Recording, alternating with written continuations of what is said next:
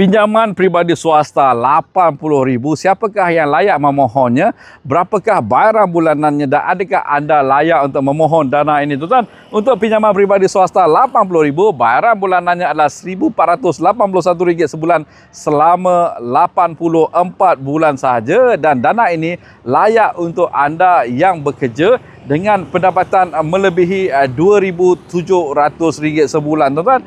Seseorang boleh membuat komitmen sehingga ke 60% daripada pendapatannya. Sekiranya anda punya gaji kali dengan 60%, masih lagi ada baki 1,481 setiap bulan, anda masih lagi layak untuk memohon dana ini. Dan ini adalah pengiraan untuk penjawat swasta. Penjawat awam lebih mudah untuk lulus dan lebih tinggi keboleh pinjamannya. Tetapi tuan-tuan, sekiranya anda nak dapatkan laporan keboleh pinjaman anda untuk membeli rumah, kereta, pinjaman peribadi dan pinjaman perniagaan dengan lebih tepat, jangan lupa dapatkan laporan My Pocket anda di www.mypocket.my untuk mengetahui keboleh pinjaman semasa anda untuk membeli rumah, kereta, pinjaman peribadi dan pinjaman perniagaan. Dan seperti biasa dengan MyLoan, pinjaman anda menjadi lebih mudah. Assalamualaikum, salam sejahtera dan jumpa lagi.